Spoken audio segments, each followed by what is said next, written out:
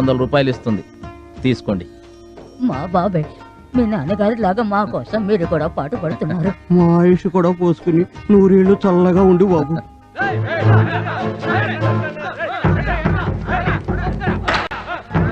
ఏయ్, ఏంటి జనాన్ని వెనకేసుకొచ్చావు? దీపం పథకం కింద ప్రభుత్వం జనానికి పంచమని ఇచ్చిన ఈ సిలిండర్లని ఆది కేసులతో మీరు కుమ్మక్కై మీ అబ్బ సొత్తు కింద దోచుకుంటున్నారు. వెళ్ళండి, మీకు దక్కవలసిన సిలిండర్లను తీసుకెళ్ళండి.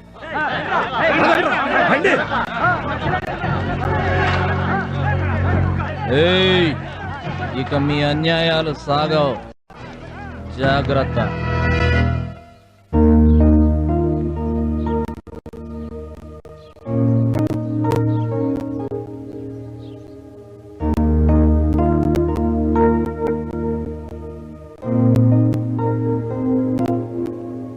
శరభయ్య గారు, సార్, మన ఊళ్ళో వాటర్ ట్యాంక్ గాను ప్రభుత్వం ఇచ్చిన 3,60,000, గత 10 ఏళ్ల క్రితమే బడి కట్టినట్టుగా 4,40,000, వాటర్ షెడ్ పథకం కింద 3 లక్షలు, పత్తి రైతుల కింద 6 లక్షలు, వృద్ధాప్య పింఛన్ కింద 3 లక్షలు, మొత్తం ఆది కేసులు మింగిన 20 లక్షలకి నాకు 2 రోజుల్లో లెక్కలు చూపించాలని నోటీసులు పంపించండి. అలాగే సార్. చూడండి, తను 2 రోజుల్లో లెక్కలు చూపించని పక్షంలో ఆస్తులు జప్తు చేసైనా సరే సొమ్ము రాబడతామని రాసి మరీ పంపండి. సరే సార్. గుండెకాయ తీసేస్తా. థూ! నేను లెక్కలు చెప్పాలట వాడికి. ఏమనుకుంటున్నాడయ్యా వాడు? ఏమనుకుంటాడు, నువ్వు ఏదో అనుకుంటాడు. ఏందిరా అంటున్నావు? అదేనండి, మామూలుగా అడిగితే పర్వాలేదండి. మీ ఆస్తులు జప్తు చేసి మీరుంటున్న ఇల్లు కూడా అమ్ముతానంటున్నాడు కదండి. వాడికి యాడ్ నుంచి వచ్చిందిరా అంత ధైర్యం? బ్లడ్ అండి, నిఖార్సైన వంశంలో పుట్టి నీతి నిజాయితీగా కూర్చుంటున్నాడు కదండి. నోర్మోయ్! రేయ్ సాయిలు అన్నా, వాడు లెక్క తప్పి మనల్ని లెక్కలు అడిగినాడ్రా. 2 తలకాయల్లోంచి ఒకటి తీసినా ఇంకొకటి ఉండాలి. అది కూడా తీసేసి శత్రుశేషం 0 చెయ్యాల. ఏమండి, నా మాట వినండి, ఇలాంటి పాప పనులు మానేయండి. సలహాలు చెప్పావో సంపెచ్చా. చూడండి, మన ఊళ్ళో మహిళా మండలి పెడుతున్నాం.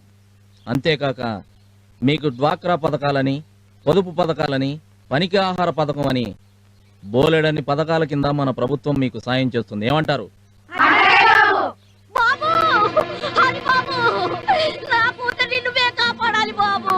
ఏమైందమ్మా?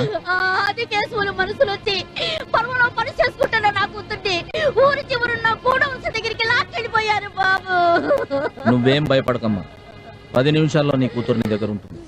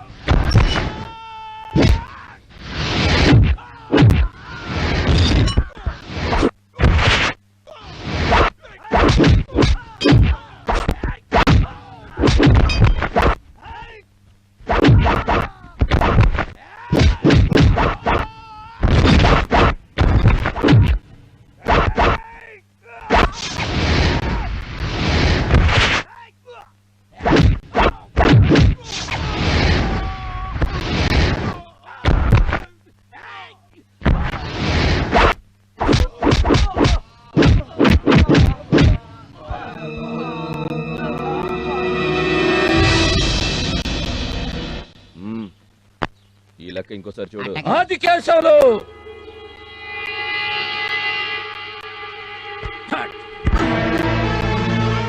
శవంగా వస్తాననుకున్నావు కదూ? ఆడవాళ్లను పంపించి ఆటలాడటం కాదురా, నీ ఇంటికొచ్చి నీ నట్టింట్లో నిలబడి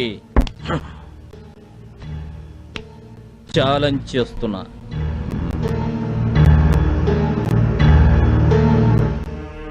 ఈ వీరపుగడ్డ హరిశ్చంద్ర ప్రసాద్ ఇక్కడే ఉంటాడు.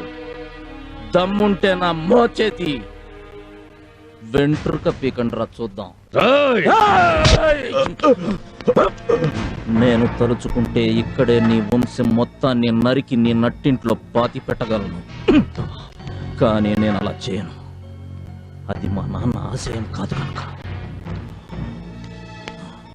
ఇంకొకసారి నా వంక గాని నా జనం వంక గాని కన్నెర్ర చేశావో వార్నింగ్ లేకుండా నరికేస్తా. నరసింహ,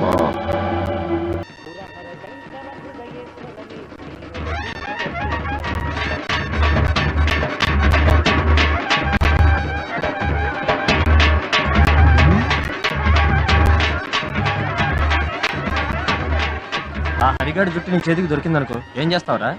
పీకి పారేస్తా. వాడి చెల్లి ఒంటరిగా దొరికిందనుకో ఏం చేస్తావు? చెరిచి పారేస్తా. వాడు నిన్ను నరికి పారేస్తాడేమో. మ్యాటర్ ఏంటో చెప్పు. పులి నోట్లోకి వస్తున్న జింక పిల్లల ఆ హరిగాడి చెల్లెలు తులసి ఇటే వస్తుంది. ఒకసారి అటు చూడు. ఎలా ఉంది ఇది? బాగుందా? బాగుంది.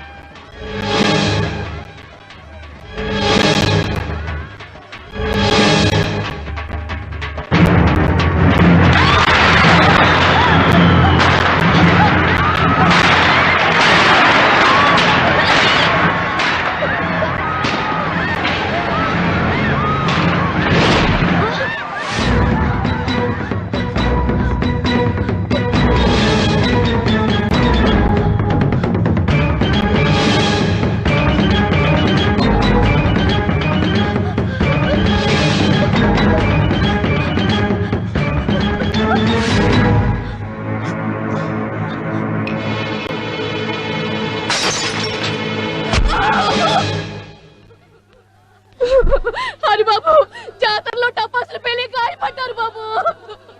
ఊరుకోండమ్మా, నేనున్నాను కదా. డాక్టర్ గారు, ప్రమాదం ఏం లేదు కదా? ఏం లేదండి, మైనరే. అన్నయ్య అన్నయ్య, ఇంటి దగ్గర తులసి చావు బతుకుల్లో ఉందన్నయ్య. డాక్టర్ గారు, వీళ్ళని జాగ్రత్తగా చూసుకోండి. ఓకే, నమస్తే.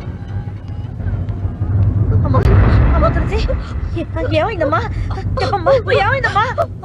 తులసి, చెప్తండి, ఏమైందమ్మా? తులసి, చెప్పు తల్లి. మా తులసి, మా తులసి, ఏమైందమ్మా? మా తులసి, నరసింహ, చెడిపోలేదన్నయ్య. నాకు తెలుసమ్మా, చెడిపోలేదు. నాకు తెలుసు. తులసి, నీకేం కాదు, నేనున్నాను. చెడిపోలేదన్నయ్య. తులసి,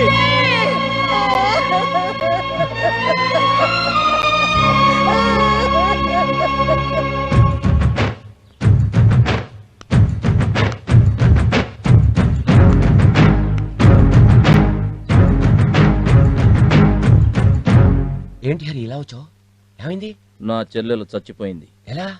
ఆదికేశవుల కొడుకు నరసింహం నా చెల్లెల్ని మానభంగం చేయబోతే అదే పొడుచుకొని చచ్చిపోయింది. నరసింహం అంత పని చేశాడా? నువ్వు కంప్లైంట్ రాసి.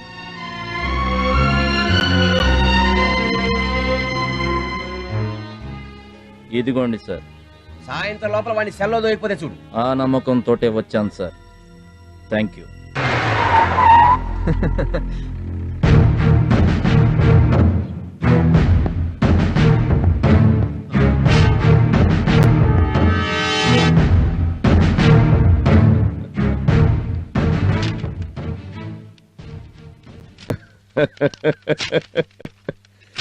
యూఆర్ అంటారు అరెస్ట్ అంటావు అనుకుని షాక్ తిన్నారయ్యా వీళ్ళంతా.